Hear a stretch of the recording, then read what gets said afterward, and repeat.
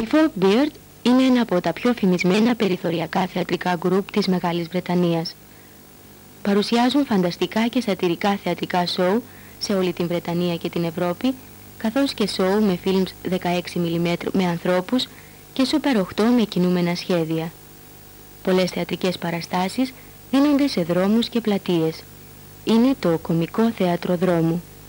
Στην Αγγλία άρχισε στα 1960 και έχει τις βαθύτερες ρίζες του στην κομμέντια dell'arte. Σε αυτή την παράσταση που παρακολουθούμε μπορούμε να βρούμε πολλά κοινά στοιχεία από άλλα θεατρικά είδη που αναπτύχθηκαν πιο παλιά στην Αγγλία, όπως το μπουρλέσκ και η παντομήμα. Όσο αφορά τον τρόπο έκφρασης, υπάρχουν επιρροές από τα στοιχεία που χαρακτηρίζουν τους Άγγλους σατιρικούς συγγραφείς και από την πλούσια θεατρική παράδοση της Αγγλικής κωμωδίας.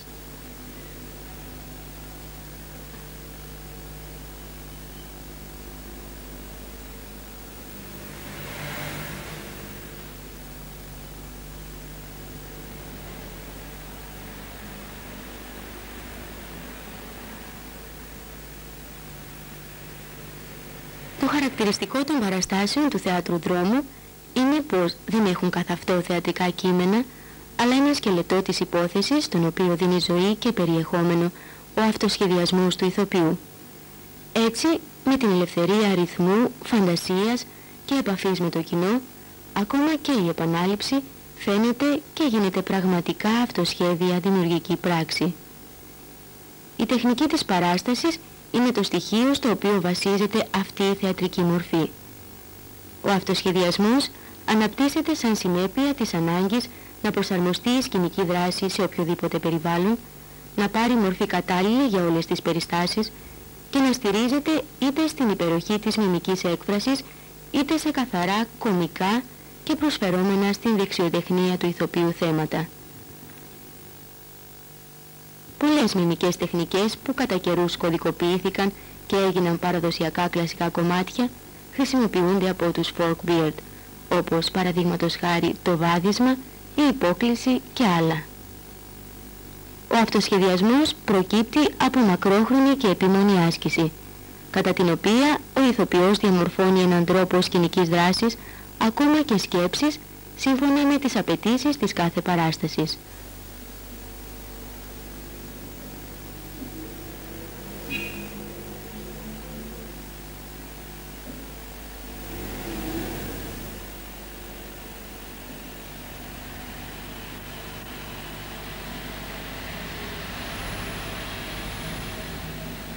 Οι αδελφοί Brighton, ο Tim και ο Chris, που πρωταγωνιστούν σε όλα τα θεατρικά σόου, μας λένε χαρακτηριστικά. Οι χειρονομίες και οι εκφράσεις είναι περισσότερο αυθόρμητες, εμπνεύσεις της στιγμής, με αποτέλεσμα, παρόλο που η θεατρική δομή παραμένει η ίδια, να αλλάζουν οι κινήσεις μας σε κάθε παράσταση. Η συνεχής εξάσκηση, δουλεύουμε ασταμάτητα για 15 χρόνια, είναι απαραίτητη για να καλλιεργηθεί το κωμικό θέατρο. Καθημερινά ο ηθοποιός ανακαλύπτει καινούργια στοιχεία του εαυτού του και φυσικά μαθαίνει να ψυχολογεί και τους θεατές καλύτερα. Πρέπει πάντα να βρίσκεται σε εγρήγορση σωματική και πνευματική, να είναι ενημερωμένος για τις κοινωνικές αντιλήψεις κάθε λαού για να περάσουν το χιούμορ και τα μηνύματά του. Η συμμετοχή των θεατών στις παραστάσεις είναι όχι μόνο απαραίτητη, αλλά καθοριστική. Η διάθεση των θεατών επηρεάζει την θεατρική ροή περισσότερο από κάθε είδους θεάτρου και προσφέρει κίνητρα για νέους τρόπους έκφρασης. Το κοινό συμμετέχει άμεσα και ενεργητικά. Η παθητική αντιμετώπιση από το κοινό επηρεάζει και την ψυχική μας διάθεση.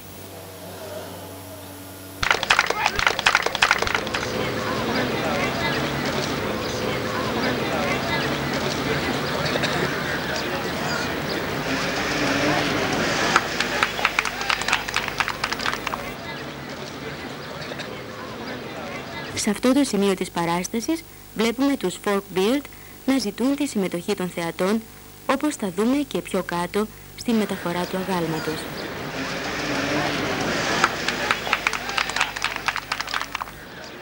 Όλες οι κατασκευές που χρησιμοποιούνται στις παραστάσεις, όπως το βάρθρο του αγάλματος, η μπλε γυναίκα, ένα τεράστιο μπαλόνι που τώρα βρίσκεται μέσα στο χώρο της σκηνικής δράσης και φουσκώνει, Αυτές οι παράξενες ξύλινες γραμμές και πολλές άλλες που θα δούμε σε λίγο είναι κατασκευές που οι ίδιοι έφτιαξαν και σκοπό έχουν να συμβολήσουν ή να βοηθήσουν στο συμβολισμό κοινωνικών φαινομένων και καταστάσεων.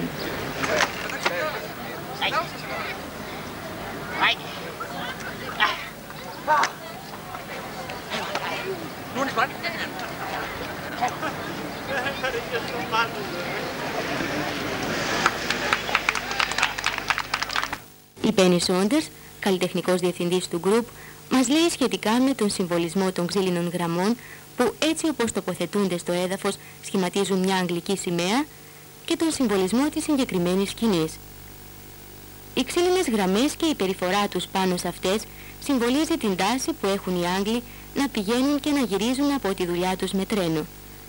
Γενικότερα, απεικονίζει τη συνήθεια των Άγγλων να μετατρέπουν πραγματικά σε μία τελετή ορισμένες καθημερινές τους δραστηριότητες, από κάτι πολύ ασήμαντο μέχρι και τον τρόπο ζωής τους.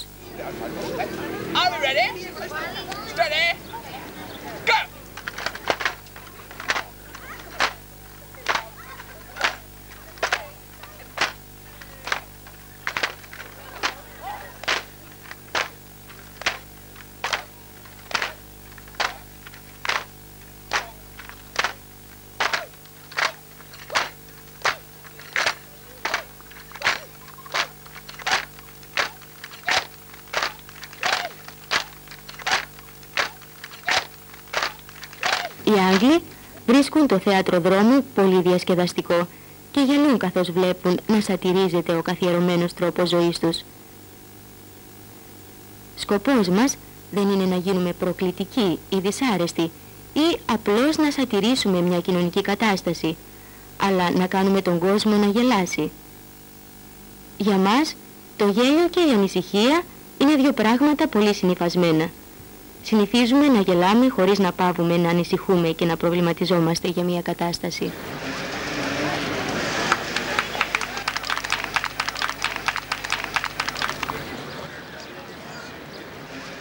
Το τεράστιο μπαλόνι, η μπλε γυναίκα που σε όλη τη διάρκεια της παράστασης φουσκώνει, σε λίγο θα πάρει την τελική μορφή του.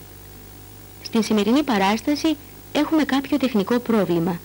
Από κάπου ο αέρας διαφεύγει και το μπαλόνι που ήδη έπρεπε να είχε φουσκώσει προβληματίζει τους αδελφούς Μπράιτον. Ένα τεχνικό πρόβλημα που μπορεί να εμφανιστεί, παραδείγματος χάρη το μπαλόνι που έπαιρνε σιγά σιγά τη μορφή μιας γυναίκας, φούσκωνε πολύ αργά λόγω ανεπάρκειας αέρος, μπορεί να αλλάξει ακόμα και την καθιερωμένη δομή της παράστασης. Πρέπει λοιπόν να αντιδράσουμε αυτόματα για να καταφέρουμε να περάσουμε το συμβολισμό της.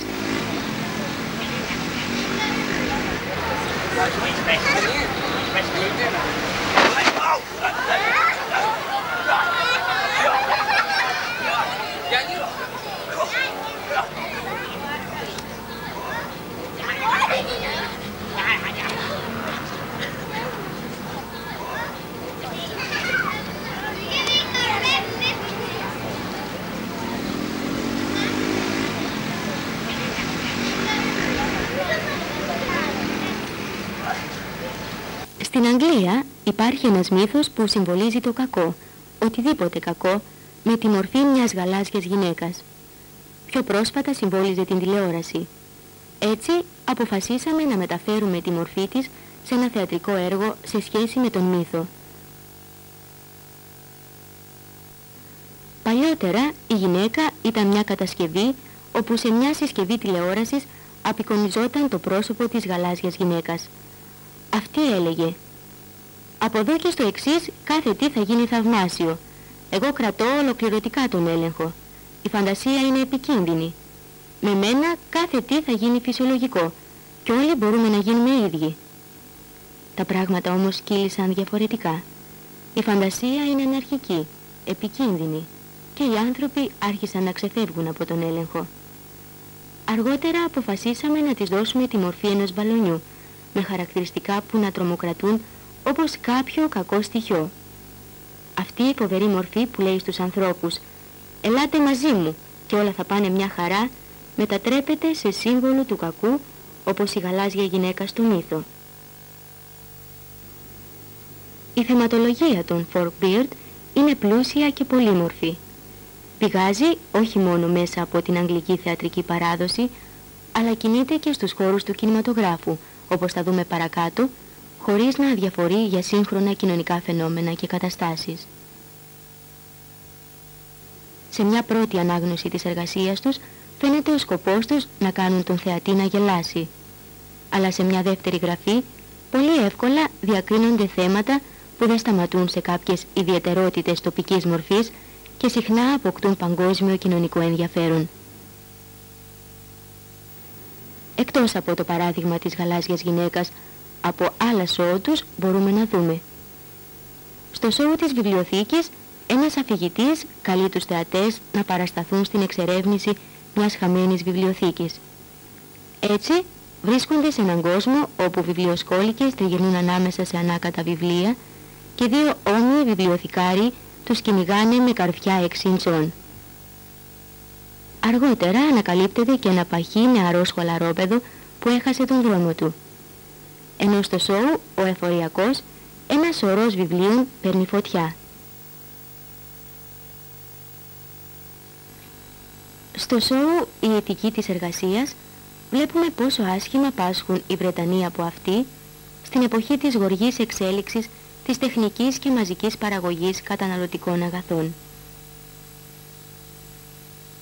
Συχνά πάλι, στα σόου τους, μάχονται με μηχανικές κατασκευές.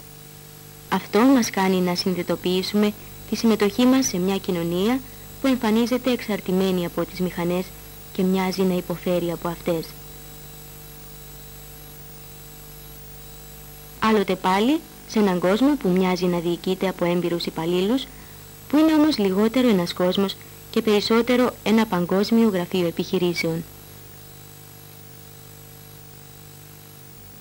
Φυτά, βρικόλακες και τρελοί βασιλιάδες κυκλοφορούν στο μόνιμο σόου.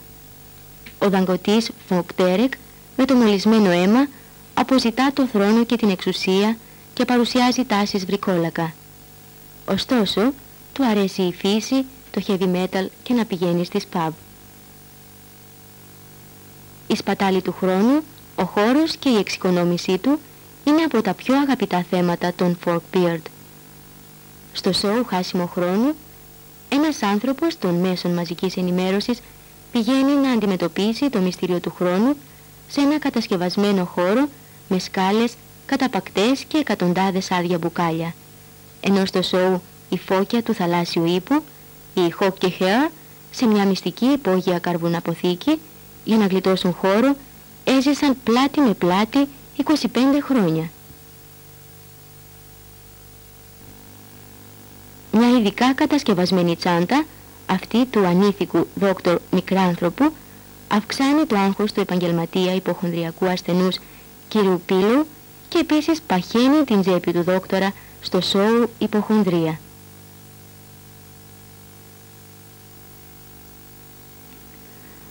Πολλές κατασκευές γίνονται για την πραγματοποίηση διαφόρων τρίξ, όπως αυτό το κρεβάτι που βοηθάει στη σμίκνηση του κυρίου Πύλου. Πώς πραγματοποιείται αυτό το τρίκ φαίνεται σε αυτό εδώ το σκίτσο που έχει γίνει από τους ίδιους. Ενώ το κεφάλι του ηθοποιού προβάλλει ώστε να φαίνεται σαν το κεφάλι μιας κούκλας, τα χέρια του κάνουν τα πόδια της να κλωτσούν. Κάτι σχετικό με την μεταφορά του αγάλματος γίνεται και στη σημερινή παράσταση. Μέσα στο κούφιο βάρθρο, τα πόδια του ηθοποιού στηρίζουν και μετακινούν το άγαλμα. Αν και αυτό το απλό τρίκ είναι κατανοητό από όλους, δεν πάβει να προκαλεί εντύπωση. Οι θεατές το βρίσκουν κάπως παράξενο και πολύ κωμικό. Ο Έντ Τζόπλιν, που από το 1987 συμμετέχει στο γκρουπ και που σε αυτή την παράσταση κάνει το άγαλμα, μας λέει σχετικά με αυτό και την αποδοχή του από το κοινό. Σκεφτήκαμε και προσθέσαμε το άγαλμα στην παράσταση όταν ήρθαμε στην Ελλάδα. Βρίσκομαι πολύ κοντά στους ανθρώπους και δείχνω ανήσυχος. Οι αντιδράσεις των θεατών είναι πολλές και διαφορετικές. Προσπαθούν να προκαλέσουν κάποια αντίδρασή μου με ενοχλήσεις, ακόμα και μικροεπιθέσεις. Είναι πραγματικά θαυμάσιο να διακινδυνεύεις, να ρισκάρεις και την ίδια στιγμή να σε καταλαβαίνουν οι άνθρωποι γύρω σου. Να τους κοιτάζεις στα μάτια και να αντιδράς ανάλογα.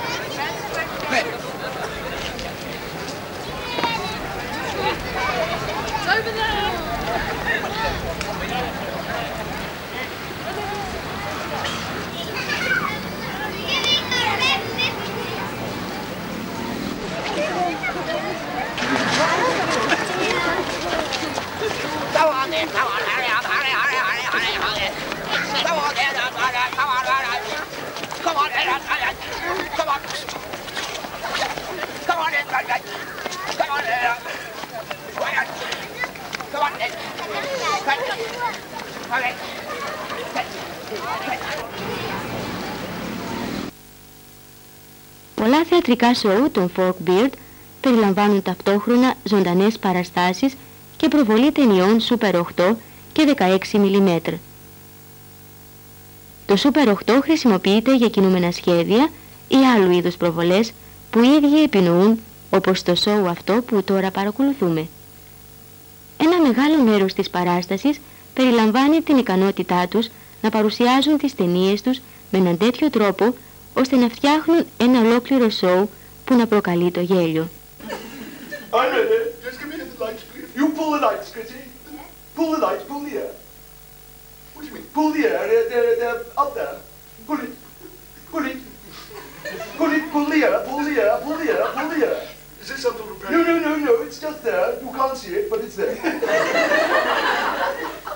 Reach up and pull.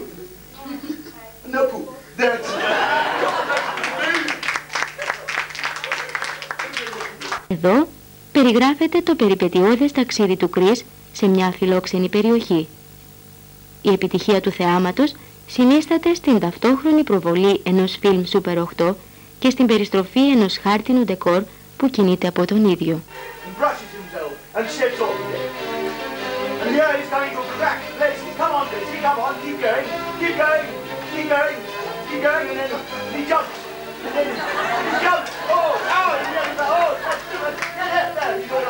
He must jump one more time and then he's right in the middle of the worms. He jumps over the worms, ghastly worms.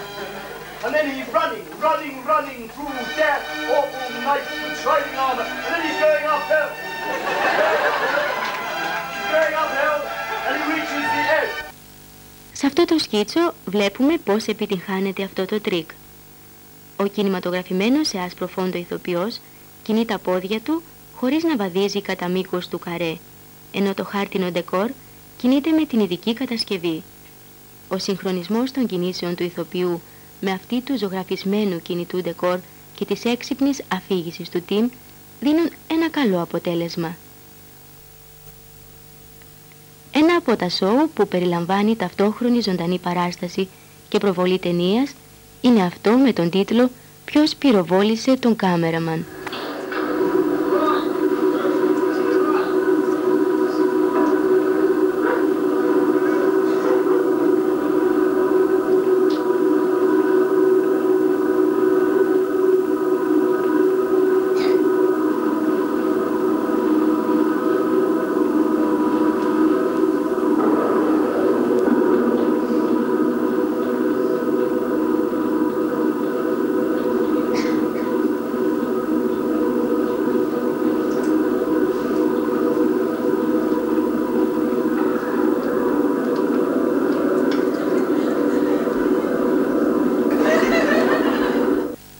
Ο σκηνοθέτης του γκρουπ, John Tellet, μας λέει πάνω σε αυτό. Αυτές οι ταινίες έγιναν για να επεκτείνουν τις δυνατότητες του ζωντανού θεάτρου. Ξεπερνώντας το χώρισμα των celluloid, οι χαρακτήρες μπορούν να φανούν στο καρέ του φιλμ πριν μπουν στο χώρο της παράστασης, στην πραγματικότητα. Απλές πάλι παραλλαγές στην προβολή βοηθούν να επεκταθεί ο κόσμος στον οποίο το σοου διαδραματίζεται. Η σκηνική δράση εξελίσσεται έτσι ώστε να μεταφέρεται μέσα στον φιλμικό χώρο με την είσοδο του ηθοποιού στο ταυτόχρονα προβαλλόμενο φιλμ. Αλλά και η κινηματογράφηση του φιλμ είναι τέτοια που να επιτρέπει την είσοδο του ηθοποιού μέσα στο φιλμικό χώρο κατόπιν σχετικού συγχρονισμού των κινήσεών του με το ανάλογο πλάνο. Στο φιλμ «Ποιος πυροβόλησε τον κάμεραμαν» υπάρχει, όπως μας πληροφορεί ο τίτλος του, το μυστήριο ενός δολοφονημένου κάμεραμαν που οι αδελφοί Μπράιτον θέλουν να αποκαλύψουν. Όπως στο θέατρο, έτσι και στις κινηματογραφικές τους δουλειές δεν αγνοούν την παράδοση και συχνά την εκμεταλλεύονται. Σε αυτό το φιλμ, ο Κρίς ανακαλύπτει τον από χρόνια νεκρό κάμεραμαν και την κάμερά του με ένα φιλμ που τράβηξε λίγο πριν δολοφονηθεί. Αυτό το φιλμ το μεταφέρει στον πραγματικό χώρο και το δίνει στον Τιμ που χειρίζεται την μηχανή προβολής για να το προβάλλει. Ευκαιρία για τους Forkbeard να κάνουν μια κωμωδία του βουβού σινεμά, καθώς το φιλμ της κάμερας μας μεταφέρει στα πρώτα χρόνια του κινηματογράφου.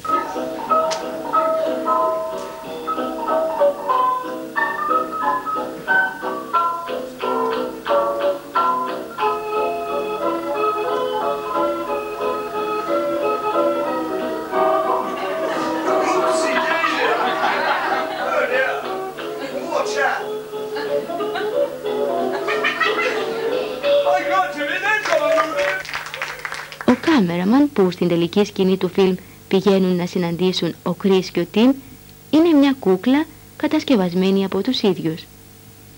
Έκπληκτοι την βλέπουν να ζωντανεύει μπροστά στα μάτια τους και να τους εξηγεί ποιος και πώς τον πυροβόλησε.